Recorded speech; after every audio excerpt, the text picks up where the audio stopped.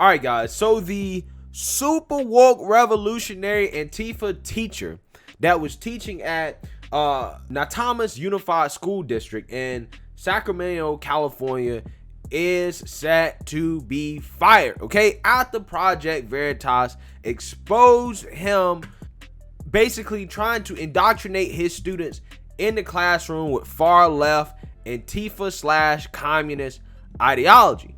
Now, the genius of Project Veritas and James O'Keefe is that they did this before a school board meeting.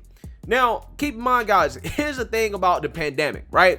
During the pandemic, because parents and students have been home, parents actually have time to pay attention and care about what's going on in schools, right? So obviously, a lot of parents, when they found out about what was going on in that classroom, they were not happy, and they showed up to that school board meeting and they absolutely raised hell. Take a look. I was shocked when I saw this on the news. I don't even hardly know what to say. Teaching communism in the public school system is complete. It's evil. It's nonsense, okay? I've been to the former Soviet Union 7 times. I know what they do over there. I've worked with communist refugees for 40 years, since I was 12 years old. I know what it means when an entire family is blown to pieces and killed, okay? That's where this is going. This is evil. It's darkness. It is hell. And these are criminals for abusing our children. They're principals. They are principals. They are co-conspirators. They are accessories, and they are principals in this crime. Okay? They need to be gone. All these people are criminals, and you need to treat them like criminals. All the principal, the vice principal, and the board has to go. I've heard that there's 2 other teachers teaching this evil in our schools. There are 3 teachers. That's evil. Little innocent children sitting here that I see, I look in their faces. They are pure innocence, pure love. And these evil people are putting stuff into them. Okay, this has got to stop. There is no excuse for communism on American soil. There were so many red flags. The man had an Antifa flag behind his desk. He had Chairman Mao in the corner. Are you kidding me? I hold administrators at that school. I hold the person that hired him. I was a correctional officer. I retired from there. They went all the way back to my junior high school. How far did you guys go back? All you needed to look at is what his social community or clubs he belonged to. His tattoos probably told the story. Not only does his termination need to be taken effective immediately, but I believe a criminal investigation needs to happen immediately. Where was the superintendent? Where was the rest of the district? Where were you?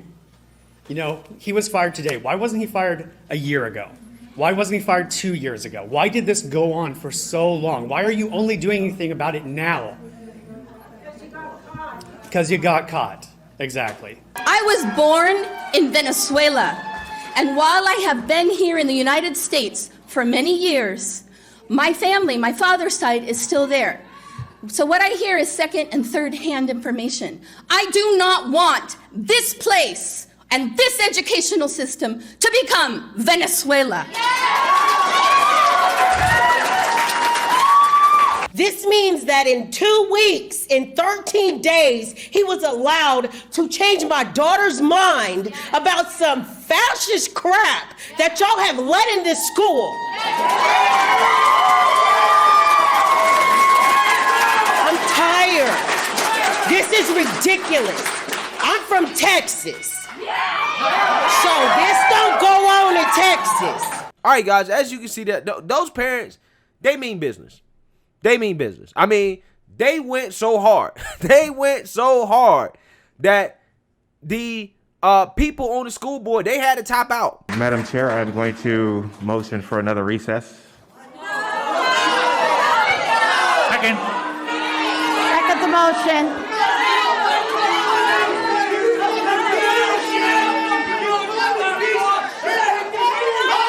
Is there prior unanimous roll call without objection?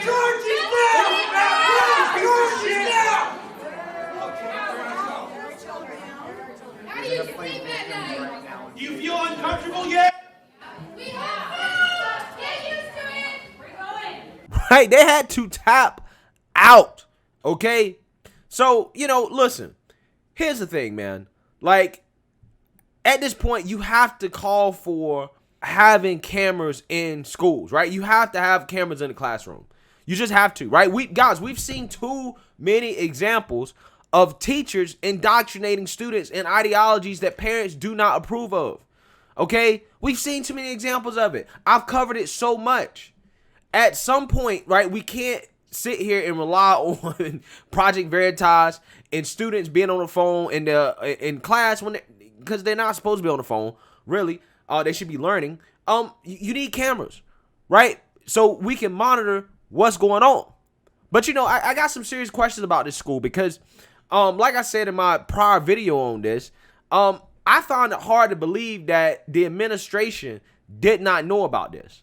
Okay, because in school they do teacher evaluations where an administrator will randomly pop into a classroom, or at least they supposed to. I don't know about this school. I just know in North Carolina that's what they do.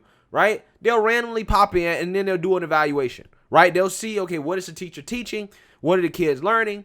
Evaluate how the teacher is doing. So you mean to tell me that an administrator walked into this man's classroom with an Antifa flag and a Mao poster, right? Now, I get it, it's a government class. So, I mean, if you're teaching history and stuff like that, I can see the argument for having the Mao thing there, right? If you're teaching history along with other posters of other figures that aren't necessarily aligned with communism, but just historical figures in general, I kind of get it. But that's not what this teacher was doing, right? How in the world could they have been properly evaluating this teacher and not had seen that Antifa flag? Like, there's no reason whatsoever why that Antifa flag should be there. That teacher was hella comfortable with what he was doing. And that to me is a red flag. That to me shows that the school administration approved of it. And the only reason they fired the man is because there was backlash, right? Because there was backlash. And allegedly, there are 2 or 3 other teachers that are also teaching the same thing. So again, I find it hard to believe they didn't know. I mean, they should have known when they hired the dude in the interview, just looking at him, that he was off his rockers, right? Just doing proper research, okay? Like one of the parents said, listen, I think he worked as a correctional officer. He's like, they look back at my record all the way to high school. You hiring teachers and you don't know that this person's an active member of Antifa? You don't even know that this person is giving extra credit to students to go to Antifa protests? Protests that have gotten violent, essentially putting students' lives on the line to help political organizations that he agrees with? That's absolutely insane. It is insane that nobody knew about this up until now, right? But that's because, like I tell you guys, there is, in my opinion, an agenda to indoctrinate students in these public schools. The school system has been infiltrated by far left woke revolutionaries that are okay with this. And this not only applies just to like the local school district, this applies to the teachers unions, and all this stuff is supported by the Democrat Party, right? It's top down. And this is why it's important for conservatives to shift the focus towards school, right? Because if you're talking about trying to win the culture war, right?